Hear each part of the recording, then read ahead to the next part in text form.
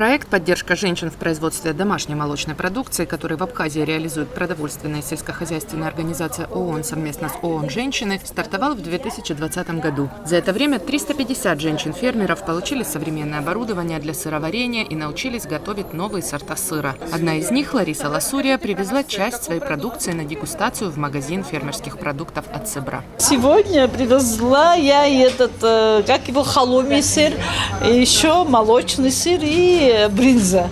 Мы научились делать брынзу, делаем с удовольствием, очень хорошо выходит, получается. Научили нас эти ребята, приезжали, у нас оборудование, все у нас готово. Другие сыры тоже делаем, качота делаем еще кашкавал. Сегодня, правда, я не успела, не взяла, но эти сыры очень хорошо берут, нравятся людям. А раньше мы не знали, кроме сулугуни и первого сыра, мы не знали, что другие сыры делаются у нас в Абхазии. Оказывается, можно делать все. В рамках ярмарки дегустации состоялось подписание договора между директором магазина «Ацебра» Стандой Ласурия и участницей проекта ФАО Натальей Шевцовой, которая производит сыр из козьего молока. Мы работаем уже около 5 лет.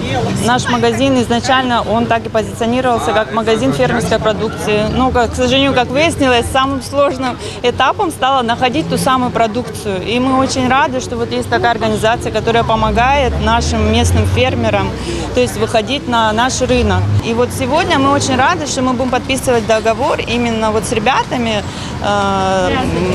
Они как раз-таки производят продукцию из козьего молока.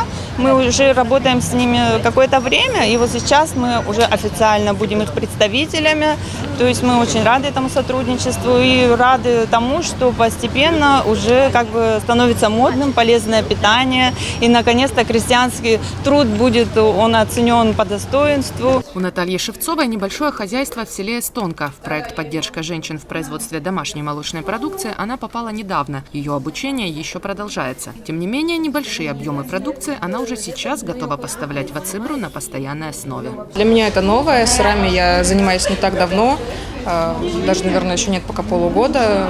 Поэтому пока что мы делаем только молодые сыры. Это местные всеми любимые сулугун на козьем молоке, брынзы, адыгейские, рикотты, рулеты экспериментируем со специями. И вот не так давно у нас были обучения по качоте и халуми, но мы пока еще не успели их сделать, так как у нас вот на этой неделе только не прошли, то есть там есть свои сроки вызревания. Но в дальнейшем будем дальше обучаться у ФАО и делать другие доступные сыры. Секрет хорошего сыра – качественное молоко, уверен руководитель абхазского офиса ФАО Владимир Кокарев. Все женщины-фермеры в рамках проекта проходят тренинги и мастер-классы по правильному уходу за своими животными, по контролю качества и хранению молока. Кроме того, ФАО помогает участницам проекта найти своего покупателя.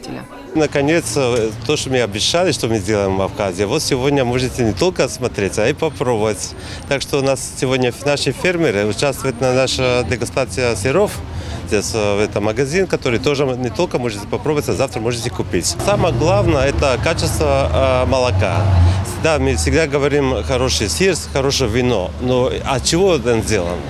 Если натурально, у нас все натурально. Натуральное молоко от козы, или коровье, или бивола. Так что все наши фермеры делают свое молоко, которое они ухаживают за фермой, смотрят, дуют, все там чисто, аккуратно, и все это натурально. В рамках проекта женщины-фермеры учатся производить более выдержанные сыры. Эти рецептуры более трудоемкие, занимают больше времени, но от этого повышается как качество сыра, так и его польза для здоровья. Попробовала 3 вида, правда не знаю, что попробовала, просто вот наугад взяла 3 вида, мне очень понравилось, и это вообще замечательно, что у нас в Абхазии появилось такое разнообразие сыров, потому что обычно это у нас сулугуни, либо первый сыр, либо копченый. Вот. А теперь есть такой большой выбор, и это очень хорошо, что именно выдержанные сыры тоже появились, потому что для людей, у которых есть проблемы с переносимостью молочных продуктов, на такие выдержанные сыры они будут меньше реагировать со стороны желудочно-кишечного тракта. Просто я в восторге. Дегустация сыров местного производства стала промежуточным результатом достижений женщин-фермеров. Они получили много положительных отзывов и потенциальных постоянных покупателей. Надежда Боровикова, Саита Гухава, Абаза ТВ.